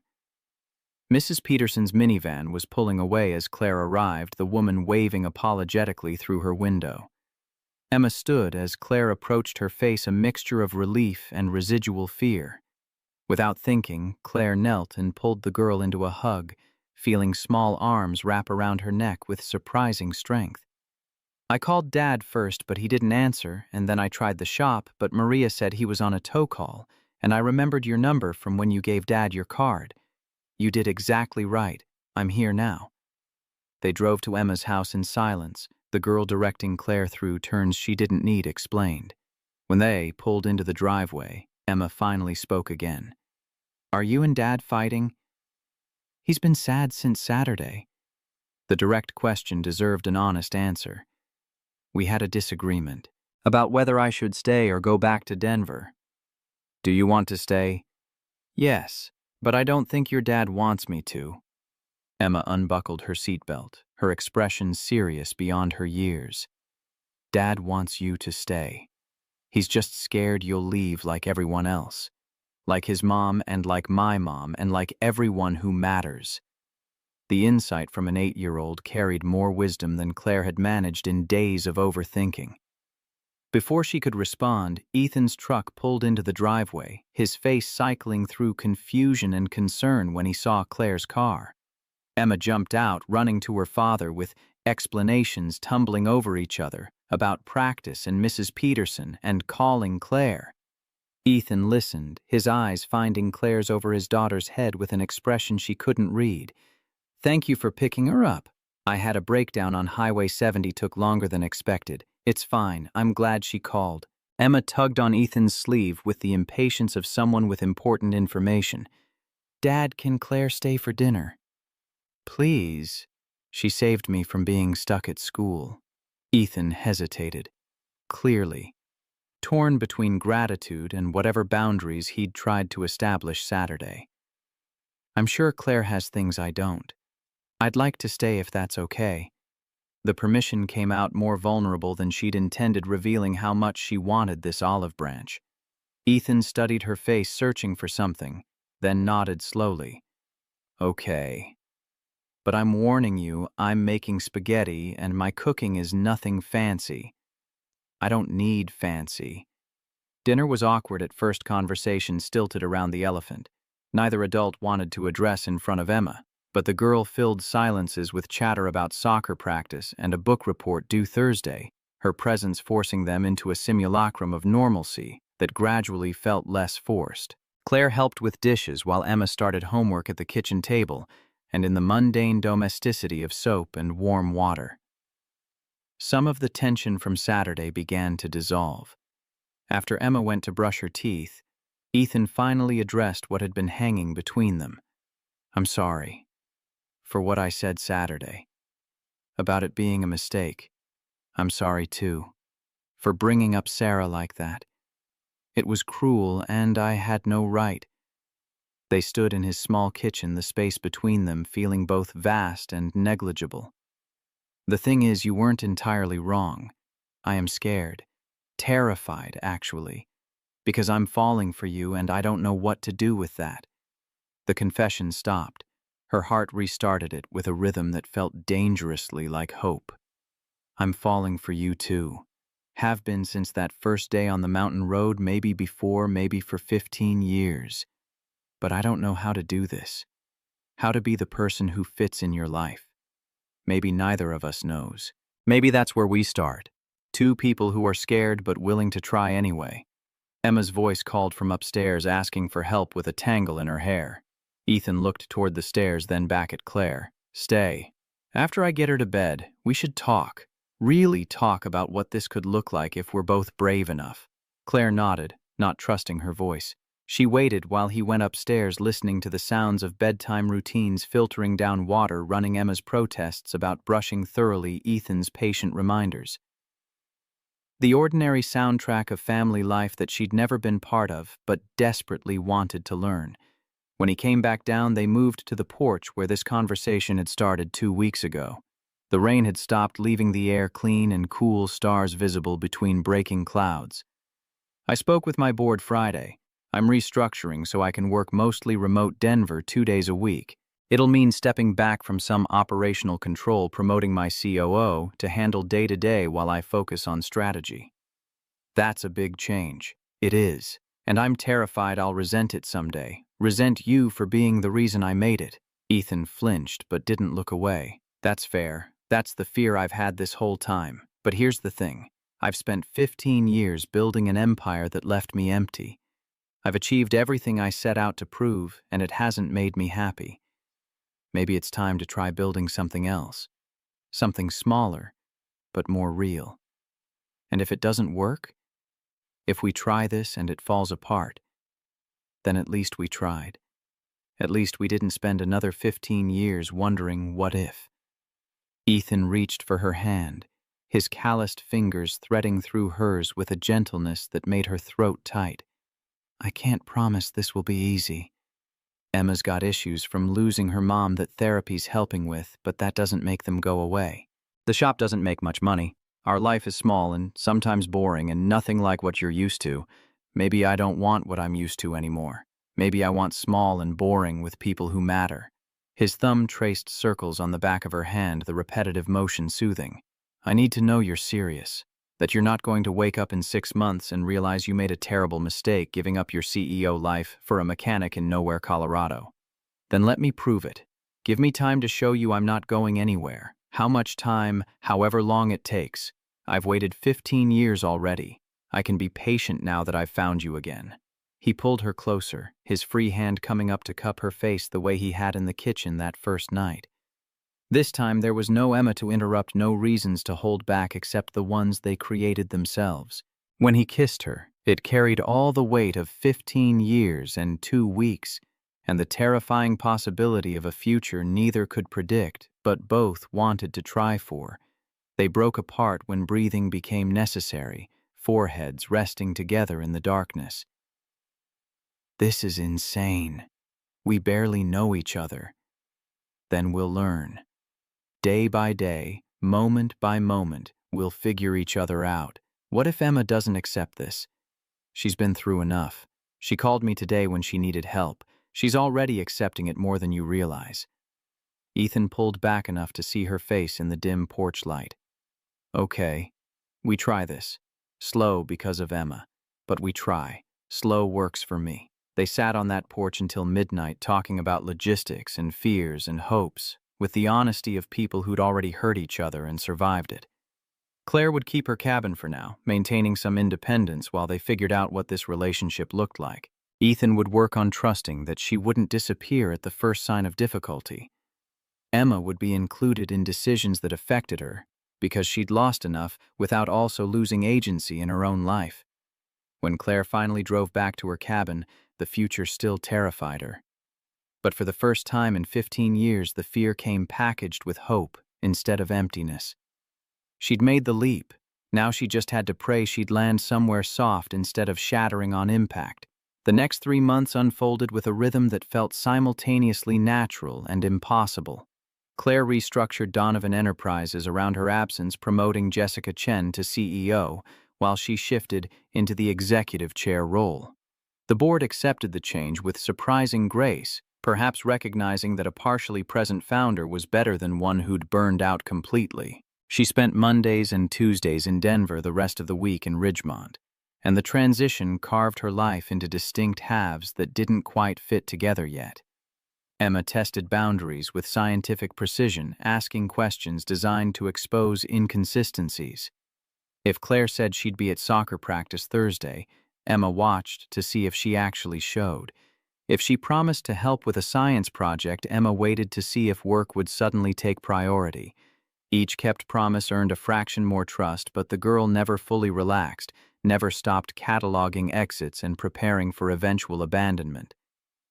Ethan navigated the space between them with careful deliberation, affectionate but cautious, always aware of his daughter watching their every interaction. They ate dinners together when Claire was in town, mundane evenings of homework help and dishwashing that felt more intimate than any corporate gala she'd attended. He kissed her goodnight on the porch, but never asked her to stay over, maintaining boundaries that Emma needed, even if they chafed against the urgency building between them. December brought the first real crisis, arriving in the form of Emma's school counselor requesting a meeting. Claire had been in Denver when Ethan called, his voice tight with stress that immediately triggered her protective instincts. Emma punched another girl at recess, drew blood from her nose, the school's talking suspension. The words didn't match the thoughtful child Claire had been getting to know, the one who solved math problems with methodical care and worried about injured birds. What happened? What did the other girl do? That's the thing. Emma won't say. She just shut down completely when they asked. Claire caught the next flight back, arriving at Ethan's house by evening to find him pacing the kitchen, while Emma sat at the table with her arms crossed, face set in stubborn silence. The girl looked up when Claire entered, surprise flickering across her features before the walls slammed back into place. "You came back early. Of course I did. Your dad said you needed me. Something shifted in Emma's expression, a crack in the armor she'd been maintaining. Ethan gestured toward the living room, giving them space while making clear he was available if needed. Claire pulled out a chair sitting across from Emma with careful neutrality. Want to tell me what happened? Silence stretched between them, Emma picking at a loose thread on her sleeve with focused intensity. Claire waited, employing the patience she'd learned in boardroom negotiations when silence revealed more than questions. Finally, Emma spoke, her voice barely above a whisper. Lily said Mom died because of me. Said if I'd never been born, Mom wouldn't have been driving to pick me up that day and she'd still be alive. The words hit like a physical blow, explaining everything. Claire's hands clenched under the table, fury at a child cruel enough to weaponize another's trauma, mixing with heartbreak for Emma carrying this weight. That's why you hit her. She kept saying it, over and over, that it was my fault that Dad would be happier if I'd died instead. Emma's voice broke on the last word, tears finally spilling over barriers she'd been maintaining. Claire moved around the table without thinking, pulling the girl into her arms the way she wished someone had held her when she was young and hurting. Listen to me. Your mom's death was not your fault. It was an accident. A terrible, unfair accident that had nothing to do with you being born or needing to be picked up from school. But if you hadn't existed, your mom and dad wouldn't have had you, which means they'd have missed out on this amazing, brilliant, fierce girl who makes their lives better every single day. Emma clung tighter, her small body shaking with sobs she'd apparently been holding back since the incident. Claire held her through it, making soothing sounds she didn't know she possessed, drawing on instincts she hadn't realized existed until faced with this child's raw pain.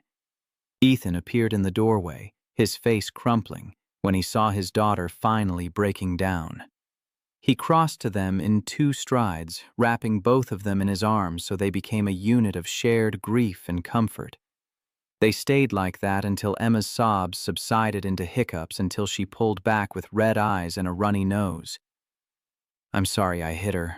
I know violence isn't the answer. Her voice carried the rote quality of a lesson learned but not quite believed. Ethan brushed hair from her face with infinite gentleness. Violence isn't the answer. But I understand why you did it, and we'll work through the consequences together. The school agreed to reduce Emma's suspension from 3 days to 1 after Ethan explained the circumstances, with the condition that she attend counseling sessions. Claire offered to adjust her schedule to be there for the appointment, earning another crack in Emma's defensive walls when the girl reached for her hand in the waiting room. The counselor, a woman in her 50s with kind eyes and credentials framed on every wall, spoke with Emma privately before inviting the adults in. Her assessment was both reassuring and concerning. Emma's been carrying tremendous guilt about her mother's death. It's common in children who lose a parent, this magical thinking that they somehow caused or could have prevented the loss. The other girl's comments triggered something Emma's been suppressing for years. She sat across from them, hands folded with professional calm. The good news is, Emma's willing to work on this. The hard news is, it will take time, possibly years of processing, and she'll need consistent support from both of you. The casual assumption that Claire would be part of Emma's long-term support system should have felt presumptuous. Instead, it felt like recognition of a truth they'd all been dancing around. Claire was in this now, committed in ways that went beyond romance with Ethan, into the messier territory of helping raise a traumatized child. Driving home from the session, Emma spoke from the back seat with unusual directness. Are you going to marry Dad? The question froze both adults, Ethan's hands tightening on the wheel, while Claire's breath caught. She turned to look at Emma, finding genuine curiosity rather than hostility in the girl's expression. We haven't talked about that yet. Why do you ask? Because if you're going to be around for years, like the counselor said, it seems like you should probably make it official. Otherwise, you might leave, and then I'd be sad, and Dad would be sad, And it would be worse than if you'd never come at all. The 8-year-old logic carried painful wisdom, acknowledging both hope and fear in equal measure. Ethan pulled into the driveway, turning to face his daughter with careful honesty. Claire and I are committed to each other. We're taking things slow because we want to make sure we do this right for all of us. Marriage isn't something to rush into. But you love her, right? The directness of children allowed no evasion. Ethan's eyes found Claire's something vulnerable and certain in his gaze.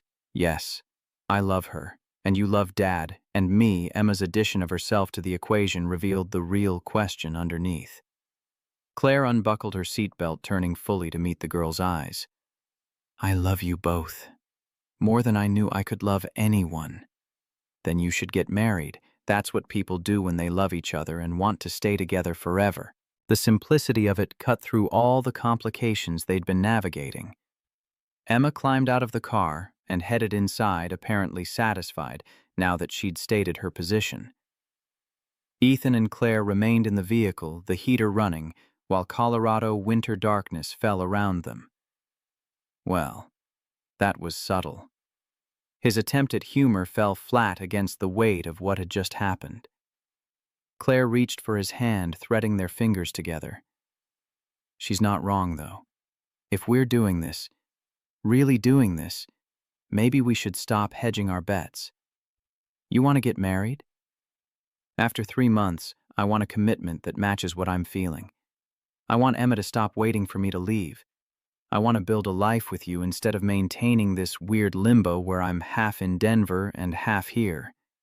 Ethan was quiet for a long moment, his thumb tracing patterns on her palm. I don't have much to offer. A mortgaged house and a shop that does okay but won't make anyone rich. My life is... Your life is real. It's grounded in things that matter. I've had wealth and success, and none of it filled the hole your life fills. If we do this, there's no going back. Emma needs stability, not another person who tries and then gives up. I'm not giving up. I'm all in, Ethan. Completely, terrifyingly all in. He pulled her close across the center console, kissing her with an intensity that had been building through 3 months of careful boundaries. When they broke apart, his forehead rested against hers. I want to do this right. Want to give you something better than a proposal in my driveway after a counseling session. I don't need better. I just need you. Still, let me plan something. Give me a week. That week stretched into 2 as Ethan worked on whatever he was planning with the secretiveness of someone who took proposals seriously. Claire caught him having whispered conversations with Maria at the shop, saw mysterious packages arriving at the house that Emma smuggled upstairs with conspiratorial glee. The anticipation built with delicious tension made sweeter by knowing what was coming, even without specifics. The surprise arrived on a Saturday morning when Ethan announced they were taking a drive. Emma had been deposited with Maria for a sleepover, giving them rare time alone. Claire expected romance, maybe a scenic overlook, or the restaurant in Denver they'd talked about trying. Instead, Ethan drove them back to the mountain road where they'd first reconnected, pulling into the same gravel turnout where her Mercedes had died months ago. Why are we here? Because this is where it started, where you came back into my life and turned everything upside down in the best possible way. He killed the engine, the December cold seeping in immediately. Ethan reached into the truck bed, pulling out a heavy blanket and a thermos that promised hot coffee. They walked to the edge where the mountain dropped away into valley views, spreading the blanket on a relatively flat outcrop. Sitting there with coffee warming her hands and Ethan's arm around her shoulders, Claire felt the rightness of the location settle into her bones. This spot had been a crisis that became a turning point, mechanical failure that led to finding what she'd been missing for 15 years. I made you something. Ethan pulled a small wooden box from his jacket pocket, handcrafted with joints so precise they were nearly invisible. The wood had been oiled to a warm glow, simple and beautiful in its functionality. Inside, nestled on velvet he'd probably bought at a craft store, sat a ring. Not diamond, because Claire had never cared about diamonds. Instead, A band of titanium with an intricate pattern etched around the circumference, gears and pistons rendered in miniature, a mechanic's art translated into jewelry. I made it in the shop. Took me about 40 hours spread over 2 weeks. The pattern is based on the engine of a 1969 Mustang because that was the first car I ever fully rebuilt with my dad. Claire lifted the ring with trembling fingers, seeing the care in every detail, the hours of work that represented more value than any store-bought stone. It's perfect. Ethan took it from her, holding it poised at the tip of her ring finger. Claire Donovan, you walked back into my life when I'd convinced myself I was fine being alone. You saw past the grease stains and modest house to something worth fighting for. You love my daughter like she's yours, and she loves you back even though she's terrified to admit it. You make me believe in second chances and futures worth planning for. Will you marry me? The words came out steady despite emotion thickening his voice. Claire's vision blurred with tears that had nothing to do with wind or cold. Yes. 1,000 times, yes. He slid the ring onto her finger, the fit perfect because he'd apparently been measuring her jewelry when she wasn't paying attention. They kissed with the mountain wind whipping around them, sealing a promise that had started 15 years ago and finally found its moment. Planning the wedding revealed just how different their worlds remained. Claire's assistant suggested venues that could accommodate 300 guests, while Ethan looked at her like she'd proposed holding it on Mars. They compromised on the small Baptist church where he'd married Sarah, a choice that initially made Claire's stomach clench with insecurity until Ethan explained. Sarah would want this. She told me before she died that if anything happened to her, she didn't want me to spend my life alone. She literally made me promise I'd find someone else to love. The generosity of a dying woman thinking about her husband's future happiness made Claire cry in a way board meetings never had. They kept the guest list to 75, mixing Ridgemont locals with Denver executives in what promised to be either a beautiful fusion or spectacular disaster. Emma threw herself into planning with enthusiasm that bordered on obsession, sketching dress designs and debating flower arrangements with the seriousness of a child who'd never been to a wedding and wanted this one to be perfect. Claire included her in every decision, learning to navigate the balance between honoring Emma's mother and building their own traditions. The morning of Emma's spring break, Claire was helping the girl organize her science fair project when the school's front office called. A woman's voice, unfamiliar and hesitant, asked if Claire could come pick Emma up early. When she arrived, she found Emma sitting in the counselor's office with red eyes and the counselor hovering with professional concern. Emma asked to call you instead of her father. I wanted to respect that, but I think you should know what happened. The counselor explained that Emma's class had been discussing family trees, and Emma had included both Sarah and Claire on hers. Another student had questioned whether she could have 2 mothers, leading to an argument that ended with Emma in tears. Driving Emma home, Claire waited for the girl to speak first. Finally, in a voice small and uncertain, Emma broke the silence. Is it okay to have 2 moms? Like, am I betraying Mom? Sarah by loving you too? The question Claire had been waiting for, dreading and hoping for in equal measure. Your mom, Sarah, will always be your mom. Nothing changes that, not me marrying your dad or you calling me mom or anything else. Love isn't a pie where giving someone a slice means less for someone else. It's more like a fire. The more you share it, the bigger it grows. She pulled into the driveway, turning to face Emma directly. Your heart is big enough for both of us, and I promise I'm not trying to replace your mom. I'm just trying to be someone else who loves you and your dad with everything I have. Emma unbuckled her seatbelt, then launched herself across the console into Claire's arms. Can I call you Mom? Claire. So there's Mom. Sarah in heaven and Mom Claire here with me. The honor of it. The trust required for Emma to offer that title broke something open in Claire's chest. I would love that, more than almost anything. Almost. Well, I'd love it even more if we went inside and made those brownies we've been talking about. Emma pulled back, grinning through residual tears. The ones with the peanut butter swirl? Those exact ones. They spent the afternoon covered in flour and chocolate, making a mess of Ethan's kitchen, while debating the merits of various scientific theories. When Ethan came home to find them laughing over burned edges and arguing about whether to save him any, the look on his face suggested he'd found them exactly as he'd hoped. That night, after Emma was in bed, he pulled Claire onto the porch where so many of their important conversations had happened. "She called you Mom today, at dinner. Did you notice I noticed? And it felt like the most natural thing in the world."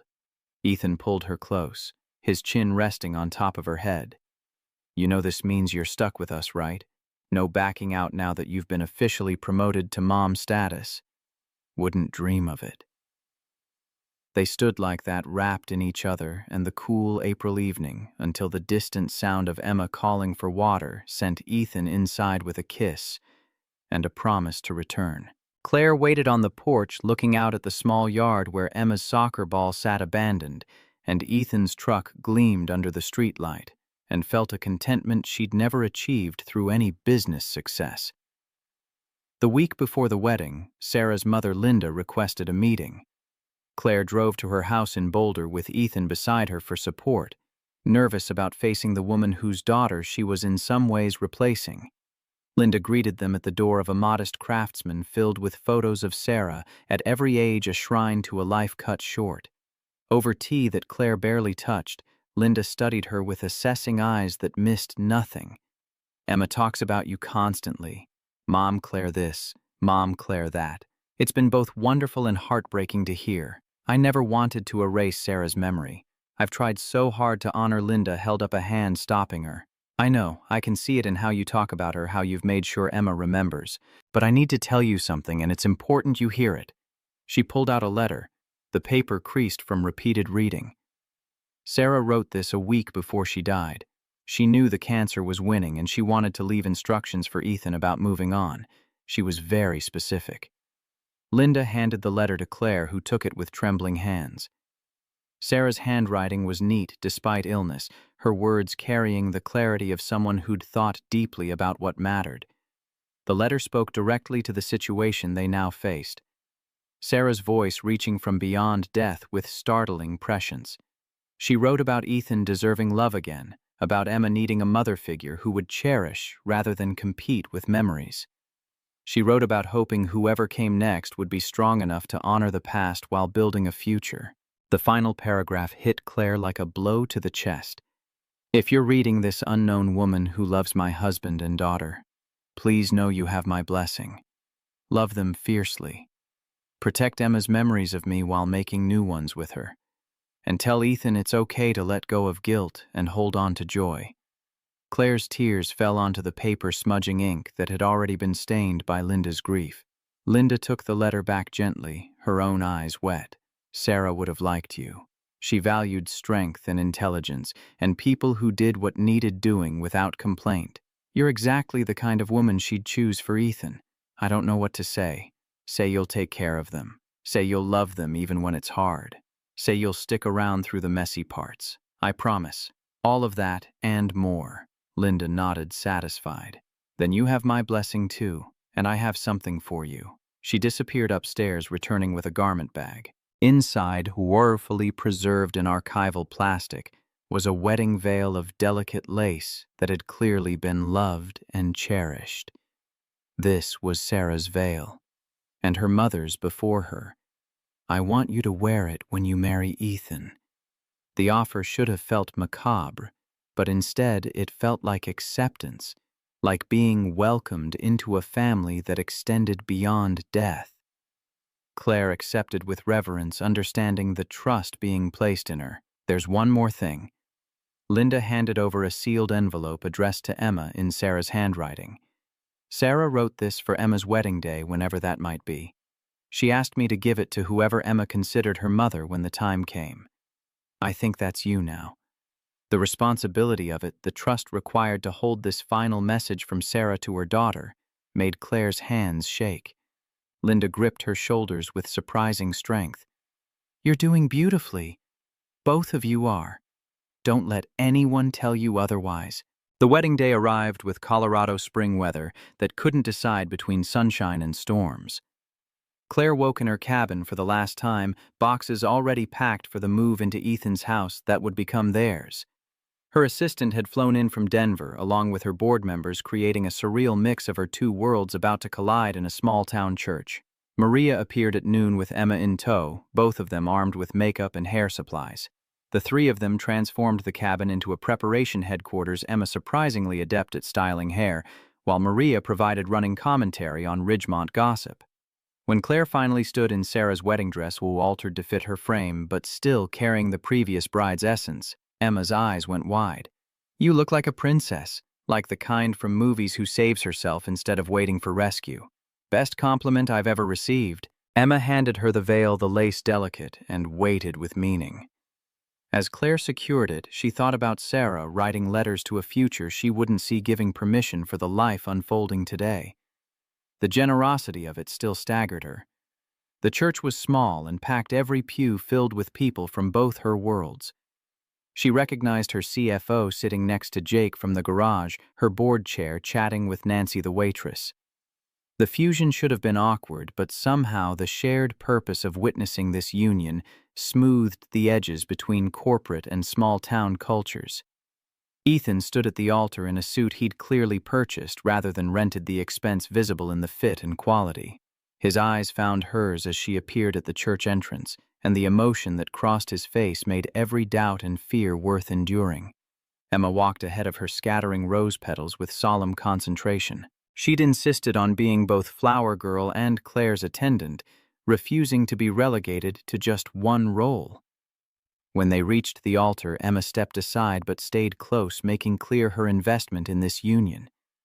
The minister, a woman who'd known Ethan since childhood, spoke about second chances and families formed through choice rather than obligation. She acknowledged Sarah's place in their history with grace that made Linda smile through tears in the front pew. When it came time for vows, Ethan spoke first, his voice steady despite emotion threatening to crack it. "Claire, you walked into my life when I'd convinced myself that closed doors were safer than open ones. You proved me wrong with patience and persistence and love that refused to be convenient or safe.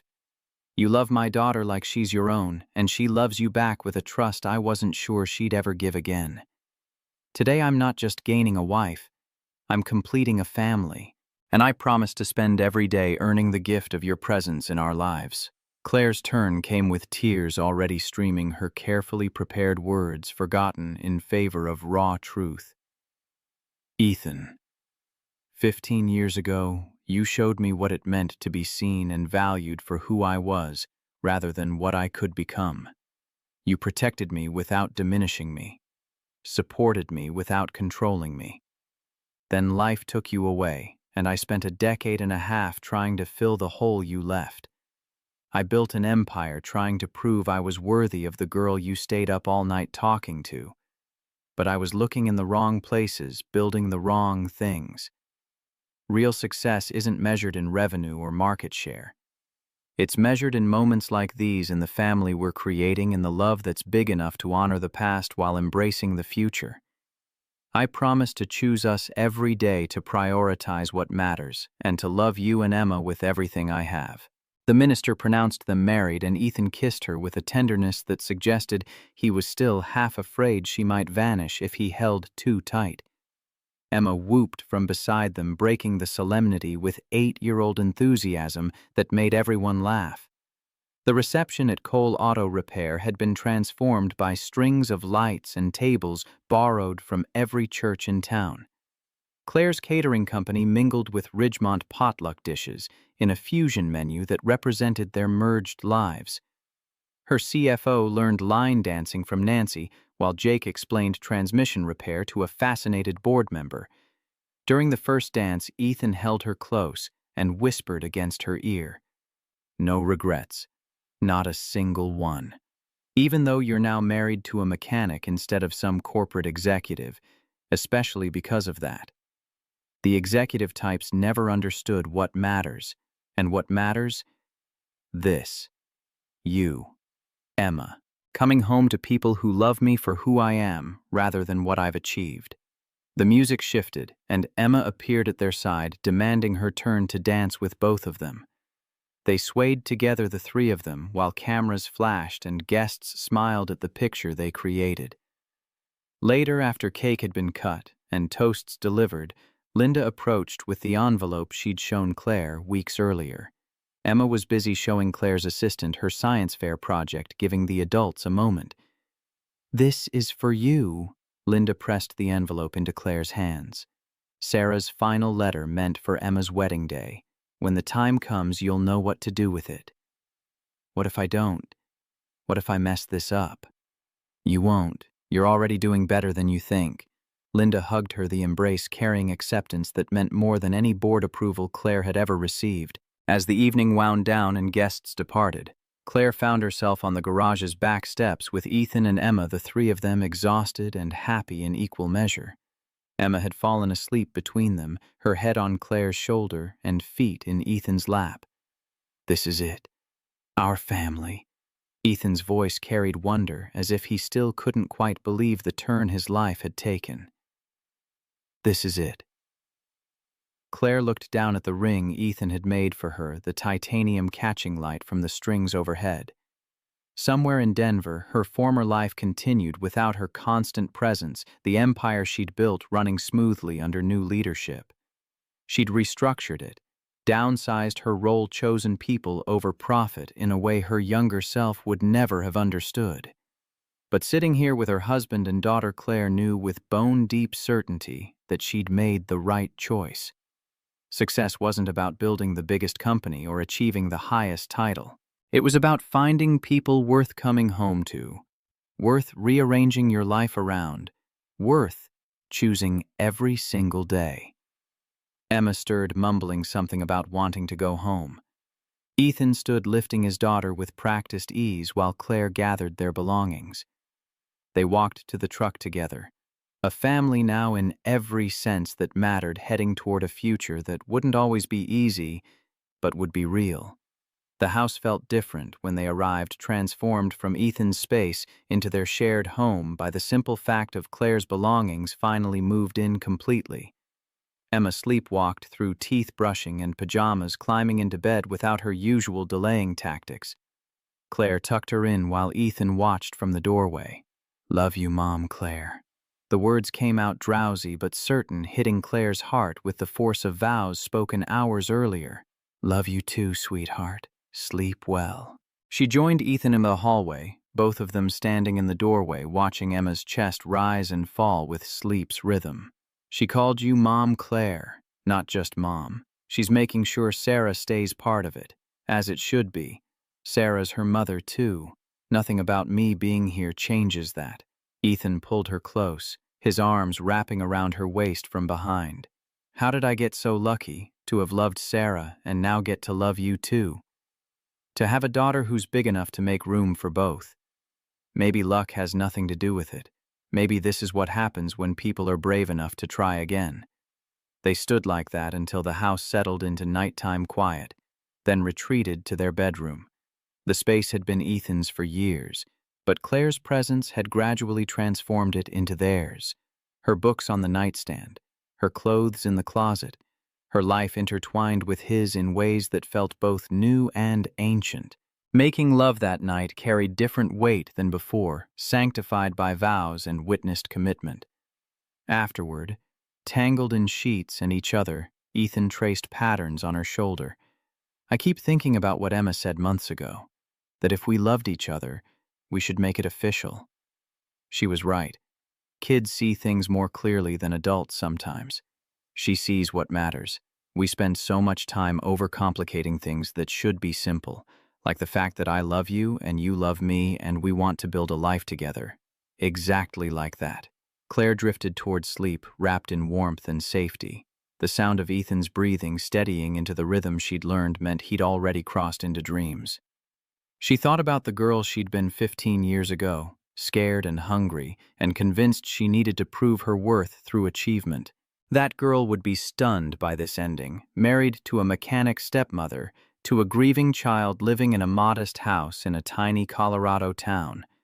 But that girl had also been lonely in ways she hadn't fully understood, measuring success by metrics that left her empty, despite hitting every goal.